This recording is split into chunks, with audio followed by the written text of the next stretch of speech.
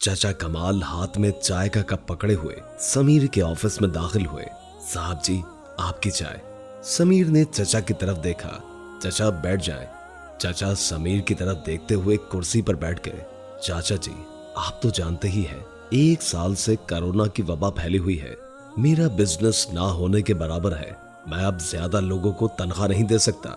बस चंद जरूरत के लोग रखूंगा, बाकी सबको फारिग कर दूंगा। आप भी मैनेजर से कल मिल लेना और अपना हिसाब क्लियर कर लेना। अब मुझे आपकी जरूरत नहीं है।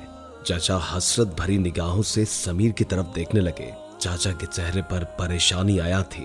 वो न जाने किस सोच में डूब गए थे। समीर ने चाचा को आवाज दी, लेकिन चाचा जैसे सुन ही नहीं रहे थे।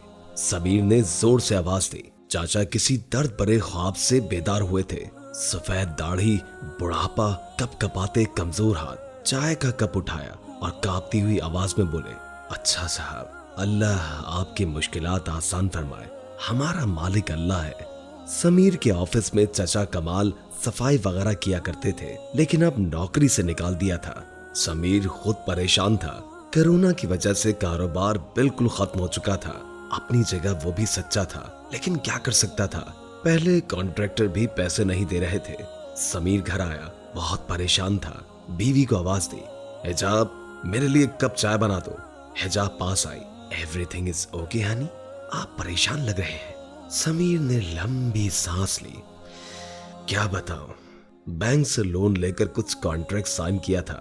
अब बैंक की 2 अक़सात पेंडिंग है। कल वो भी आ जाएंगे पैसे लेने। कोई भी कॉन्ट्रैक्टर पैसे नहीं दे रहा। नया कोई कॉन्ट्रैक्टर भी नहीं मिल रहा। हिजाब ने कंधे पर हाथ रखा। आप परेशान ना हो, सब कुछ ठीक हो जाएगा। मैं आपके लिए चाय बनाकर लाती हूँ।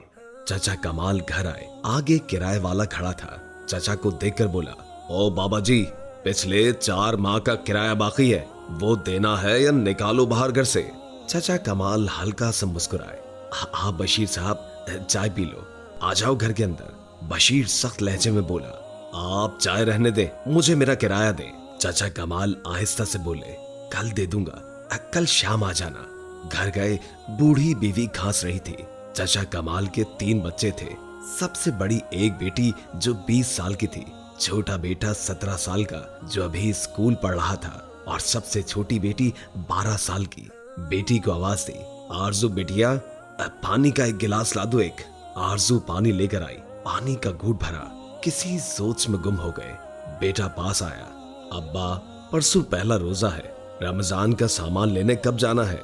और हाँ, आपने कहा था कि इस रमजान आप फ्रिज ले लेंगे, वो कब लानी है? अब्बा मुस्कुराए, ले आएंगे पुत्र, ले आएंगे, अल्लाह देगा। मगरिब की आजान होने लगी। सब वजू करने लगे, नमाज अदा की। दूसरे दिन बीवी बोली, अजी सुनते हैं आपने आज काम पे नहीं जाना, टाइम देखें 9 बज गए हैं। चाचा कमाल बीवी की बूढ़ी आंखों में देखकर बोले, अभी हमारे इम्तिहान बाकी हैं, अभी शायद हमारा सफरे आजमाइश बाकी है। साहब ने मुझे नौकरी से निकाल दिया है, कहते हैं कि अब जरूरत नहीं है। बूढ़ी बीवी का सर चकरा गया। पास बैठी, रमजान शुरू हो रहा है, कल पहला रोजा है। बच्चे रमजान का सामान लाने की बात कर रहे थे, और अब हमारे लिए एक और इम्तिहान। कब हमारे खुशहाली के दिन आएंगे? चाचा कमाल उदासी में बोले, अल्लाह वारिस है, परेशान ना हो। दूसरी तरफ बाजारों में लोगों का हुजूम था। लोग सहरी इफ्तारी का सामान खरीद रहे थे। सेब, केला, तरबूज, रूह अफ़ज़ा वगैरह लोग लिए जा रहे थे। चाचा कमाल का बेटा अपने दोस्त के साथ बाजार गया। उसके दोस्त ने भी सामान लेना था। चाचा कमाल का बेटा मुसम्मिल हसरत भरी निगाहों से देख रहा था। लोग कितना सामान लेकर जा रहे हैं। मैं भी जाकर अब्बा से कहता हूँ, हम भी रमजान का सामान लेने जाएंगे। उधर चाचा कमाल ऑफिस से जो भी हिसाब मिला था, वो सारे पैसे लाकर मालिक मकान को दे दिए। अब जेब फिर से खाली हो गई। परेशानी का आलम था। जानता था बच्चे बाजार जाने का कहेंगे, बच्चों का सामना कैसे करता। हिम्मत करके घर चले गए। बेटा देखकर बोला, अब्बा, आप ही ने ये सामान की लिस्ट लिख कर दी है, चलो हम भी पहले लेकर आते हैं। आंसू पलकों में छुपा लिए आहिस्ता से बोले, पुत्र, मुझे परसों तनख्वाह मिल जानी है, फिर जाकर ले आएंगे। मुजम्मिल अफसरदगी में बोला, अब्बा, वो हमारे हमसाए का बेटा है ना गफ्फार, मेरा दोस्त, मैं उसके साथ बाजार गया था, वो पूरे 5000 का सामान लेकर आया है। अब्बा चुप हो गए। आज पहला रोजा था। सहरी में खाने के लिए क्या था? वही रात का बना हुआ खाना। चाय बनाने के लिए दूध तक नहीं था, न खाने के लिए दही। रात की बची हुई सब्जी गर्म की, सबने सहरी की, इबादत करने लगे। इफ्तारी का वक्त था। बड़ी बेटी ने दाल चावल बनाए। छोटी बहन को बोला, जा हमसाए के घर से बर्फ मांग ला। छोटी बहन ने एक घर का दरवाजा खटखटाया। एक औरत ने दरवाजा खोला। हाँ, क्या है? आंटी, मेरी अम्मी कह रही है थोड़ा सा बर्फ देना। वो औरत मुंह बनाकर बोली, कोई नहीं है बर्फ, हर रमजान तुम लोग आ जाते हो, हमने ठेका नहीं लिया हुआ तुम लोगों का। छोटी बहन आफिया खामोश हो गई, वापस आने लगी। वो औरत बोली, रुक जा, आज ले जा, लेकिन कल मत आना। शाजिया भी रोजे से थी। बर्फ ला कर दी आपी को। आपी से कहने लगी, आपी, आंटी ने इतनी बातें की हैं, मुझे नहीं जाना कल से बर्फ मांगने। आपी समझ सकती थी, खामोश हो गई। सब इफ्तारी के लिए बैठे थे। सादा पानी, चंद खजूरें दस्तरखान पे थी। आसान हुई, इफ्तारी करने लगे। छोटी बेटी बोली, अब्बा जिनके घर मैं बर्फ लेने गई थी ना, वो सेब वाला जूस बना रहे थे। उन्होंने इतना ज्यादा फ्रूट काटा हुआ था। वो नारियल वाला मीठा पानी होता है ना, वो बना रहे थे। अब्बा, हमको भी ला कर दो ना।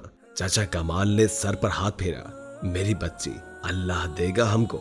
बेटा कहने लगा, अब्बा, मैं कल से मस्जिद में इफ्तारी किया करूंगा, वहाँ के लोग बहुत सारा सामान देते हैं। माँ आहिस्ता से बोली, कोई जरूरत नहीं, घर पर ही रहो, आज 10 रोजे गुजर गए हैं।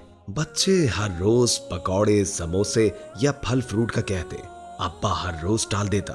मुसम्मिल जिद करने लगा, अब्बा हर रोज गर्म पानी से इफ्तारी करते हैं, कुछ भी नहीं है घर में, हमको आज सेब केले ला कर दो।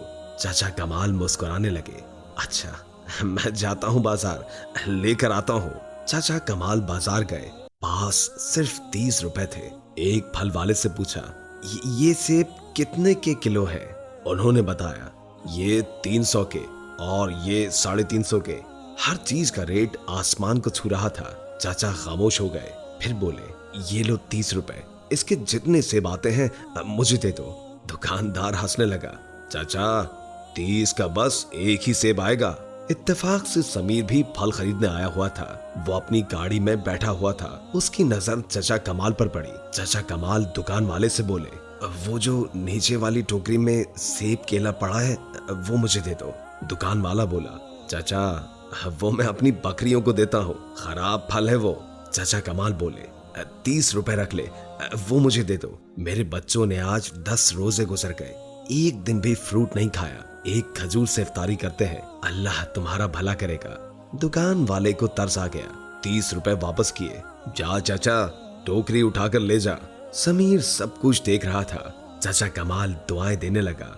खराब फ्रूट की टोकरी से कुछ सही सही फल एक शॉपर में डालने लगा, साथ दुआएं दे रहा था। ये मंजर देखकर समीर की आंखों में आंसू आ गए। उसे अपना इफ्तारी का दस्तरखान याद आया। तरह तरह के फल, पकौड़े, समोसे, बिरयानी, जूस, जामे शीरी। दिल में एक तड़प सी पैदा हुई। चाचा कमाल पैदल तेज तेज कदमों से चलता जा रहा था। इफ्तारी का वक्त करीब था। समीर भी गाड़ी लिए पीछे जाने लगा। चाचा का घर देख लिया, फिर जल्दी से बाजार आया और जरूरत का सामान लिया। कार चाचा कमाल के घर के सामने पार्क की। दरवाजे पर दस्तक दी। मुसम्मिल ने दरवाजा खोला। समीर बोला, चाचा कमाल का घर यही है? मुसम्मिल ने हाँ में सर हिलाया। मैं उनका बेटा हूँ, अंदर आ जाए। इतने में आजान होने लगी। समीर घर में दाखिल हुआ। देखा कि जमीन पर दस्तरखान बिछा हुआ है। चंद खजूरें एक प्लेट में थी और गला सड़ा सा फ्रूट काट कर प्लेट में रखा हुआ था। सादा पानी गिलास में भरा हुआ। कार से फल फ्रूट निकाला, उनको दिया। कमाल चाचा की आंखों में आंसू आ गए।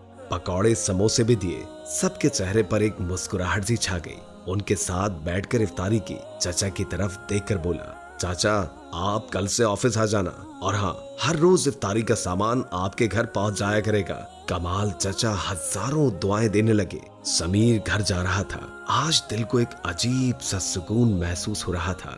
घर गया, हिजाब से कहने लगा, कल से इफ्तारी का सामान सिर्फ जरूरत का काटना। इफ्तारी एक खजूर से भी की जा सकती है, लेकिन बहुत से ऐसे लोग हैं जिनको एक खजूर भी मैसर नहीं। कल से कुछ फ्रूट कमाल चाचा के घर भेज देना। इतने में फोन की घंटी बजी। दूसरी तरफ से दूसरी कंपनी का मैनेजर बात कर रहा था, सर आपके अकाउंट में 20 लाख रुपए ट्रांसफर कर दिए हैं, मजीद बाकी के पैसे आपको ईद के बाद मिल जाएंगे। समीर आसमान की तरफ देखने लगा। एक सुकून इसके चेहरे पर छलक रहा था। हिजाब को पास बिठाकर बोला, आज बहुत खुश था। छोटी सी नेकी ने कितना कुछ बदल दिया। चाचा कमाल के घर मुस्कुराहटें खुशबू बनकर महकने लगी। समीर की कंपनी को पैसे मिल गए। रमजान करीम आने वाला है। अपने आसपास ऐसे लोगों का ख्याल रखना। आपके दस्तरखान पे तरह तरह के खाने मौजूद तो हैं। सोचना किसी के घर में शायद एक खजूर भी नहीं है। रमजान इबादत का महीना है। कोशिश करना कि आपकी छोटी सी नेकी किसी के चेहरे पर मुस्कुराहट बखेर दे। मुस्तहिक लोगों तक ये खुशियां पहुंचाना। शायद अल्लाह पाक को आपकी ये नेकी पसंद आ जाए और वो रहमतों की बरसात कर दे। ये तहरीर पढ़कर अगर किसी एक घर तक भी मदद पहुंच गई तो मकसद पूरा हो जाएगा।